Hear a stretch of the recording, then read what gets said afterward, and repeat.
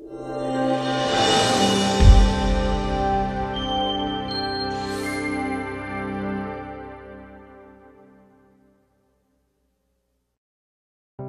everybody, and welcome to the first city scene of 2018. This month we have some light topics like how to keep those New Year's resolutions. Mine are pretty tough, so I'll keep in the loop. And what great movies and music and books were top of the hold list at the Sioux Falls Library. So stay tuned. Sioux Falls Parks and Recreation has part-time positions available to supervise our open gym programs. Flexible schedules, afternoon, evening, and weekend opportunities are available. Apply online today. Great jobs, great experiences. To find your job, go to siouxfalls.org/parks-jobs.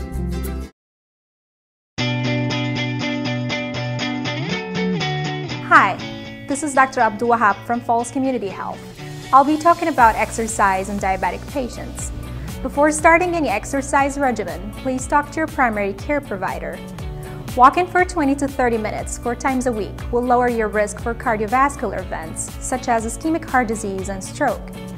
For any questions, please contact your physician or Falls Community Health.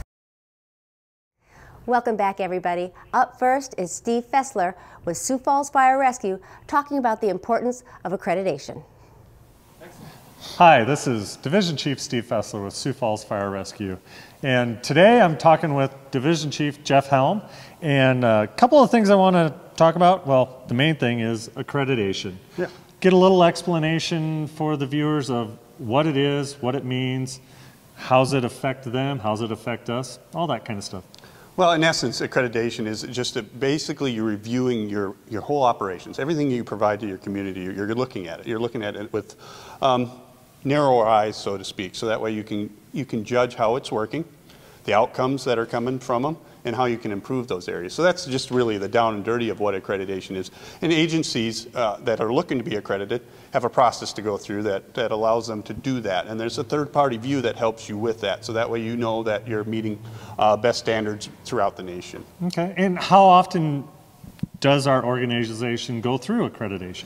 Well, every 5 years you have an actual site visit where the third party, the accreditation the Center for Public Safety Excellence, comes in and looks at your organization and reviews all the documentation that you've collected over the years. And then every year you have to renew that, so to speak. So there's an annual compliance report that has to be filled out that says these are the things that you did that year and how they meet the accreditation standards. Okay. How many organizations out there within the United States are accredited? Currently there's 239, so we're one of 239 that have been accredited, and we're up for a accreditation re-site visit this next year in 2018. 2018. We've got a lot of work ahead of us. So what are some of the things that we're doing to prepare for that?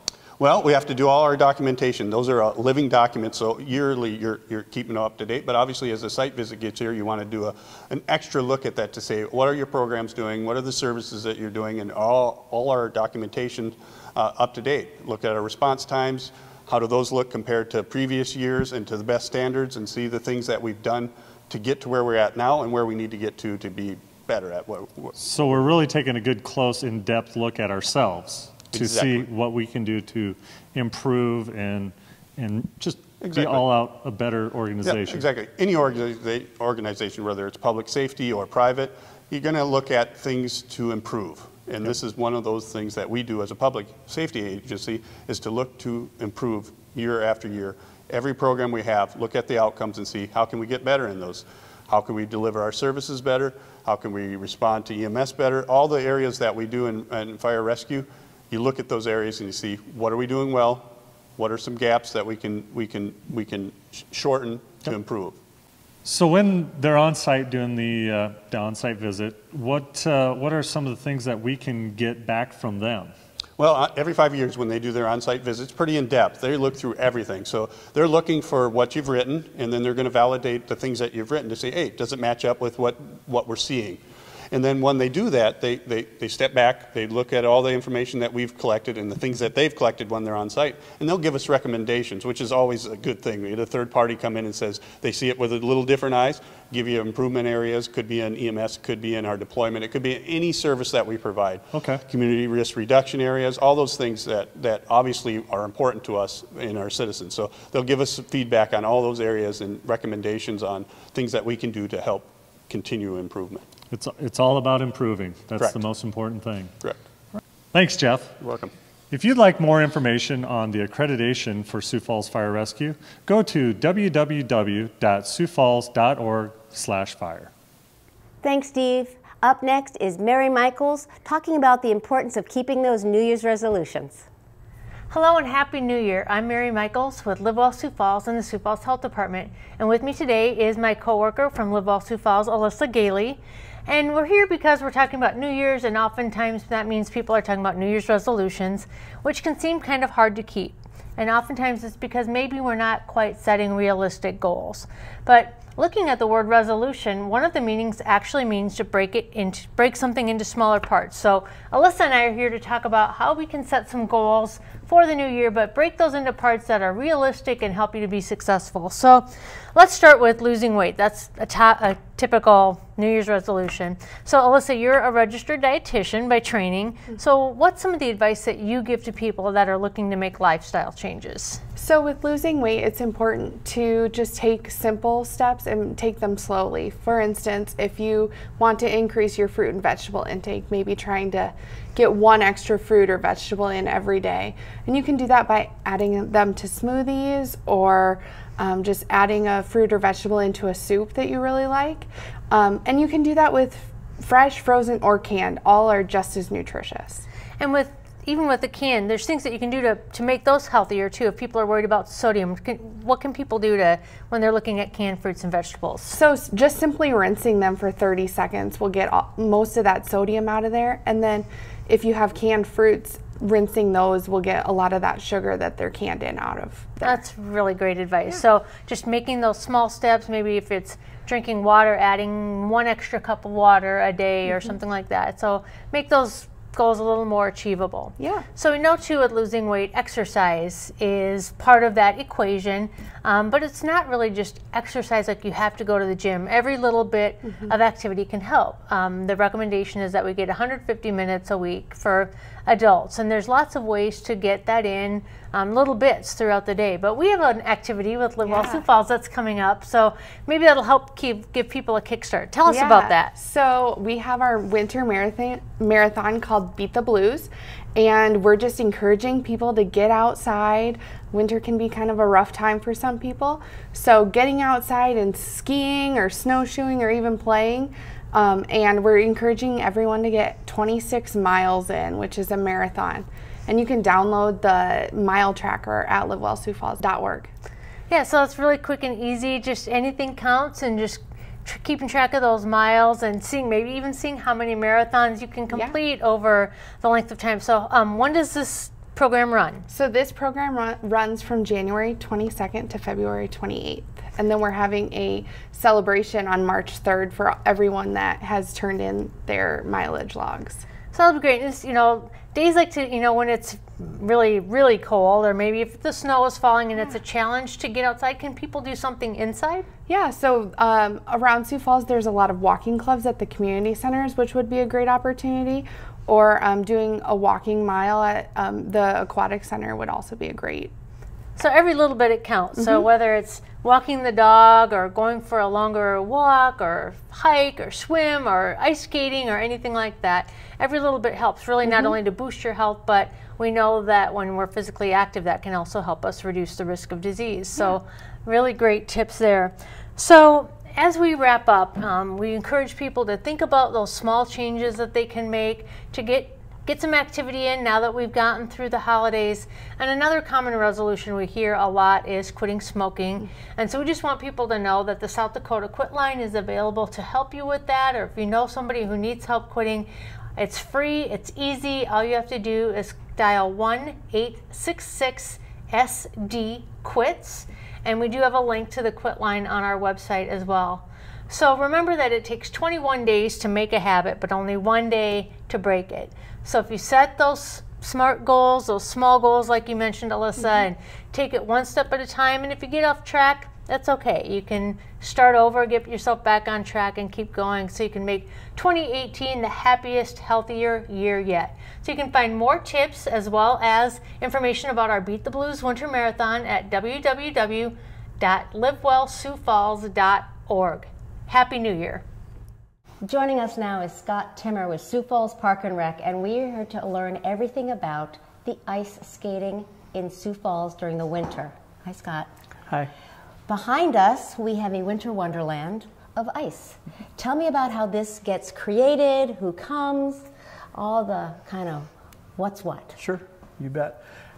We start in early December, and obviously we have to have the weather conditions to make ice. Details, just details. You know, it takes freezing temperatures to make the ice, obviously. But we have 2 crews. We start at midnight each night, and we work till 2:30 every day. Wow, 5 days a week, and then we do have weekend crews that come in to try to make ice as well during the day. Okay. And so we start that process in early December, and we'll keep them on until about now, when we've got a real solid base of ice that's skatable and that will sustain itself for as long as the weather allows. So, all right, so this is not just in December, put it on and you're done. No. This is a build and build and build. Yep, and it's a build, and then it's also a maintain.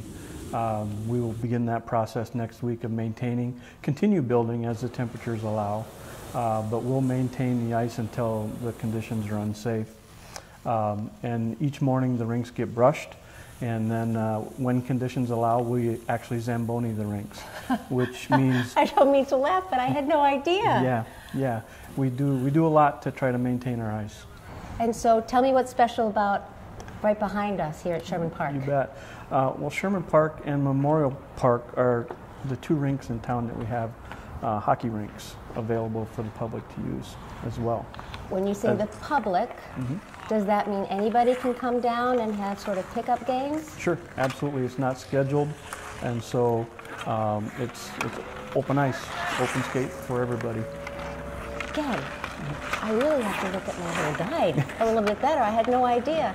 So if it's a chilly spring, could this go all the way to April or to March? We'll go as long as the ice conditions allow, and typically we get to the middle of February, and just the nature of the sun, as it gets higher, as the days get longer, it becomes more difficult to maintain the ice.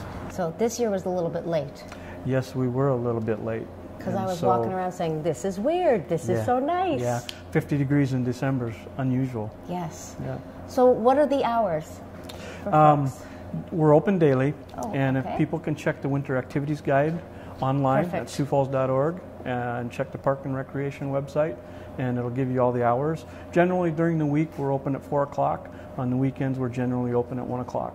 All right, Scott. And the hours vary as far as the length in the evening, so check the activities guide, and that'll give you the information you need. Perfect suggestion. So what I have learned, the ice gets built.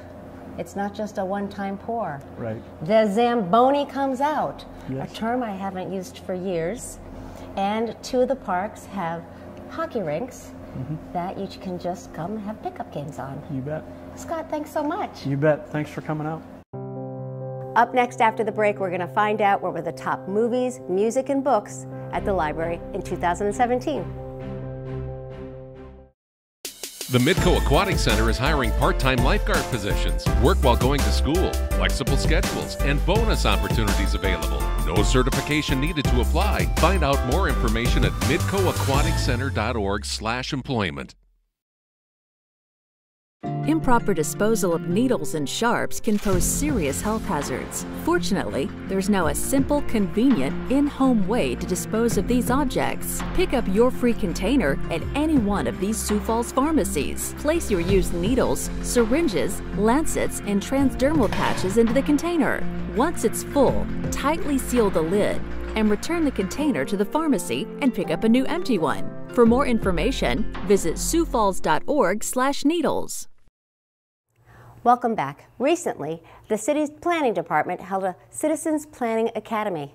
Let's hear Jason Bieber tell us all about it. Hello citizens of Sioux Falls, my name is Jason Bieber, an urban planner with the City of Sioux Falls.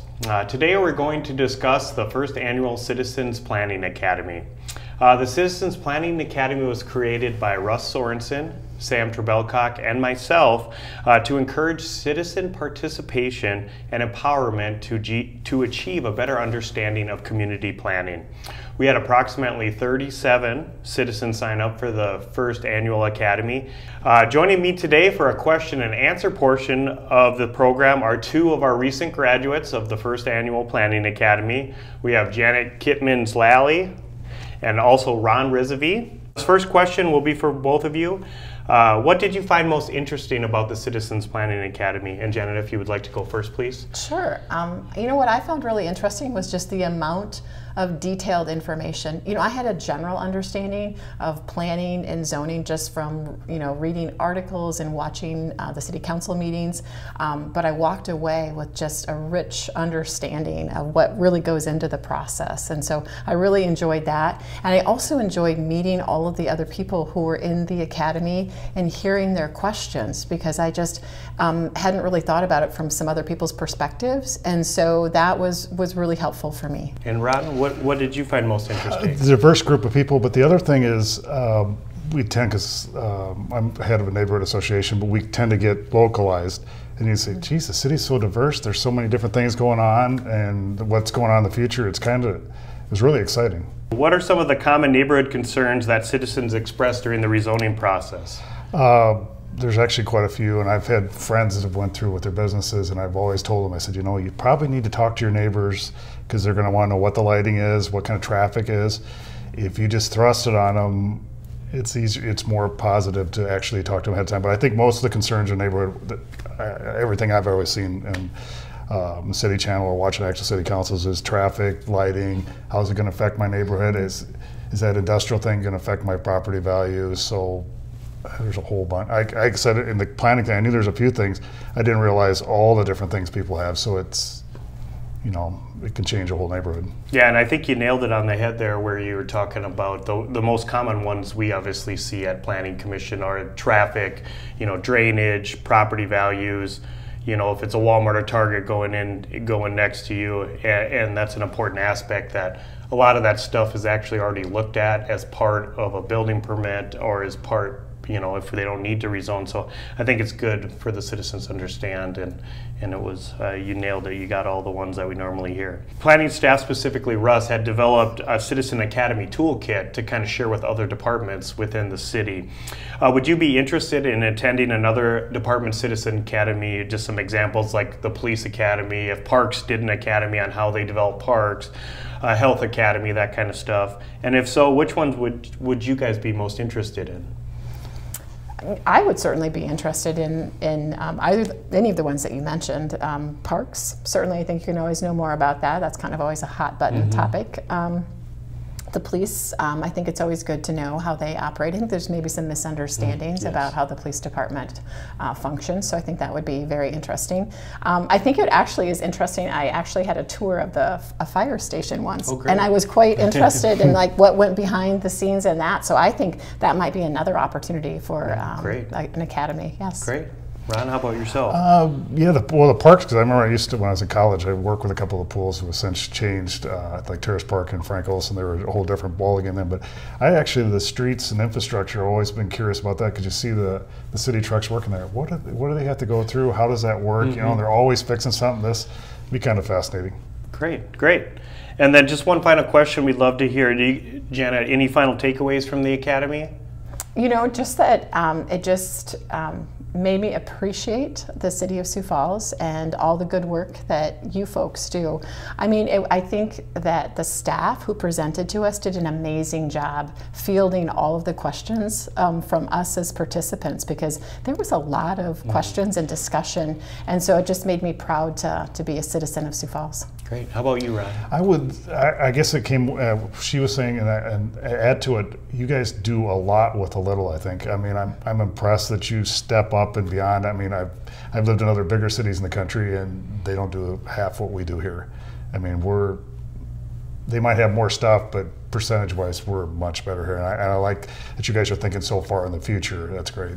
Yeah, we appreciate the kind words. We never expected 37 applicants. We were hoping to get 10 to 15. So we were blown away by the level of interest on this. And we look forward to developing another Citizen Academy in 2018. So stay tuned for future public announcements on how you can get involved in the next Citizen Planning Academy, as well as we're looking at trying to develop maybe a 200 level class, as Janet had said that she was expressed interest in. You can also go to www.siouxfalls.org/planning for any information once we get it for the second annual Sioux Falls Planning Academy. So thank you guys again. Thank you a lot. Thank you. Thanks, Jason. Up next, Dan Neves is going to fill us in on what was hot in 2017 at your Sioux Falls libraries. Welcome to the library, everybody. I'm Dan Neves, and it is 2018. I don't know where 2017 went, but by golly, it's gone. Yeah, it's crazy. And we've got frigid temperatures. We've got a whole list of the best of 2017 to look at. I've got Calla Jarvie, Library Associate at the Downtown Library with me. And Calla, you're going to go through the top 5 nonfiction books and music titles, aren't you? Yes, I am. And are we going through this list based on Holds Q and what have our customers wanted the most in 2017? Yes, we're going through this list based on what our customers have asked for, how many holds have been placed on the item, and how many copies we actually bought. Sounds good. So if you're looking at New York Times bestseller list, there will be some differences because our customers are better than whoever puts it into the New York Times. That's exactly it. So what do we got? Let's start with music. Music. Well, I've got the top 5 music titles from 2017. Number 5 on the list is Concrete and Gold by Foo Fighters.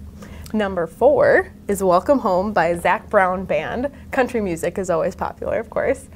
Number 3 is Evolve by Imagine Dragons. Number 2 is Reputation by Taylor Swift, always popular as well. And the top title for music at Siouxland Libraries in 2017 is Divide by Ed Sheeran.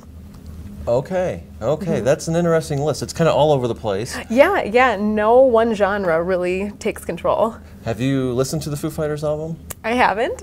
Oh, the whole list is long, so yeah, so get on it. It'll be a while. Yeah. I haven't listened to Foo Fighters in years, but it's good to see them coming back. Yeah, they were popular last year too. So. Well, good. So, and now, so you have nonfiction titles. This is all true, whether you're looking to learn a subject or read a memoir, things like that. What do we have for our top 5 nonfiction titles? Well, number 5 in nonfiction was Astrophysics for People in a Hurry by Neil deGrasse Tyson.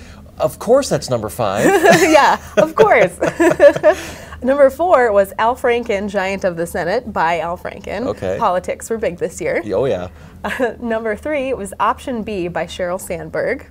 Number 2 is Food, Health, and Happiness by Oprah Winfrey. Okay. And our top title of 2017 for Siouxland Libraries is What Happened by Hillary Clinton. More politics. More politics, I yes. assume that's going to be constant for the next while. Yes, we see that a lot in nonfiction. Well, that's great. So these are all probably still most of them on Hold's list. Yes, yeah, absolutely. They are on Hold's list, but these we also own in multiple formats. Okay. So we own CD books, large print, ebooks, so you have lots of chances to get your hands on one. I like it. So if you're interested in any of the titles that you heard just here, visit our website, give us a call, stop in, put these on hold, and some of these are probably going to have a couple hundred people waiting in line, so grab another book while you wait. Yes, exactly. Well, thank you very much, Cal. I appreciate your time here. Now we're going to cut and talk to Catherine Lena, another library associate for the Downtown Library, about the top 5 fiction titles and DVDs. All right, I'm here with Catherine Lena now, library associate at the Downtown Library. Catherine, thank you for joining me today. Sure. This is the first time we've had you on the show. Yeah. All right, this is going to be awesome.